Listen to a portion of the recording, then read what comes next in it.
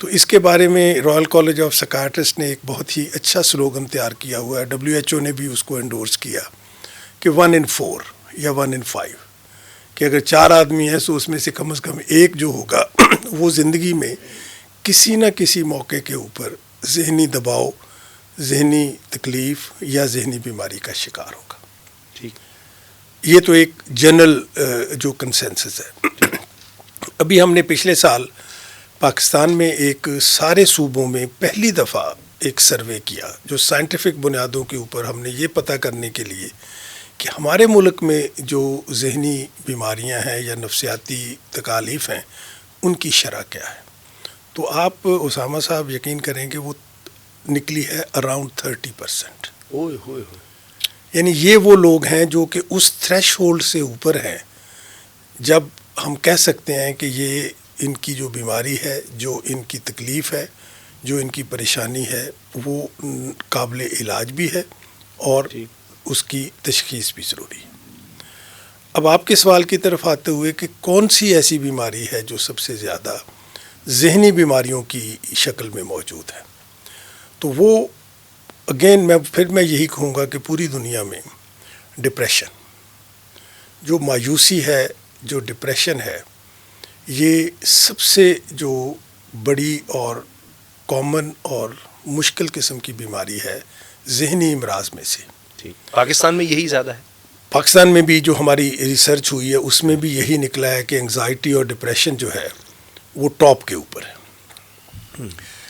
جو اس میں ایک اور چیز بڑی اہم ہے کہ ہم اکثر ڈپریشن کو جو لفظ استعمال کرتے ہیں وہ ہم بہت سارے کنفیوزنگ قسم کی ٹرمینالوجی کرتے ہیں. جی. ہر ڈپریشن جو ہے وہ بیماری نہیں ہے. اچھا. مثلاً آپ صبح دفتر جا رہے ہیں، آپ رستے میں ٹریفک میں پھنس گئے ہیں، آپ کو دیر ہو رہی ہے، آپ میں جھنجھلاہٹ آ رہی ہے، آپ میں غصہ آ رہا ہے، اب دفتر جا کے کہیں گے آج میں بہت ڈپریس ہوں. تو یہ ڈپریشن جو ہے یہ ایک سمپٹم نہیں ہے، یہ ایک علامت ہے، یہ ایک ایموشن ہے.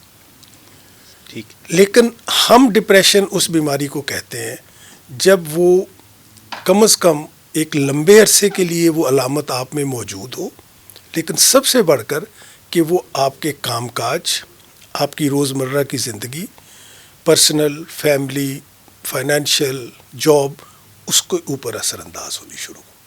تو وہ میں جو بیماری کی بات کر رہا ہوں یہ وہ بیماری ہے کہ جب ہم اس کو بیماری کا نام دیتے ہیں اور ہم اس کے لیے علاج اور معالجے کی بات کرتے ہیں. اس کے بعد اور چھوٹی چھوٹی بیماریاں بھی ہیں جس میں ڈر خوف ہے، جس میں شک کا ہے، پھر نشہ آور دوائیوں کا استعمال ہے، اور بچوں میں اب خاص طور پر آج کل آپ سوشل میڈیا کی کو دعا دیں کہ اس کی وجہ سے وہ جو سائبر ایڈکشن اور وہ آنی شروع ہو گئی ہے وہ بہت بڑھ گئی. ان سب پر ہم بات کریں گے، خاص طور پہ ہر شخص اپنی اولاد کے بارے میں بہت زیادہ فکر مند رہتا ہے. لیکن پہلے یہ فرمائیے گا کہ ڈپریشن آپ کو تو تقریباً 60 کی دہائی سے ماشاءاللہ اب اس کا مطلب ہے 60 سال کے لگ بھگ ہو چکے ہیں اس شعبے سے وابستہ ہوئے، یہ بڑھا ہے یا کم ہوا ہے؟ کیونکہ آپ نے بتایا سب سے زیادہ بیماری ہے اوور آل بھی جو نشے کی جس طرح آپ نے بات کی ہے یا ذہنی امراض، یہ کم ہوئے ہیں پچھلے 60 سال میں یا بڑھے؟ جو ڈپریشن ہے نا جی، یہ 2 قسم کی ہوتی ہے. ایک جس کو ہم کہتے ہیں کہ وہ بغیر کسی وجہ کے ڈپریشن کا آپ کے اوپر حملہ ہو جاتا ہے. اس میں جینیٹکس بھی ہوتے ہیں کہ موروثی بیماری بھی ہے، کچھ خاندانی چیز بھی اس میں ہے، یا آدمی کی پرسنالٹی ایسی ہے کہ وہ بغیر کسی وجہ کے وہ ڈپریشن بیماری کی شکل میں آ جاتا ہے.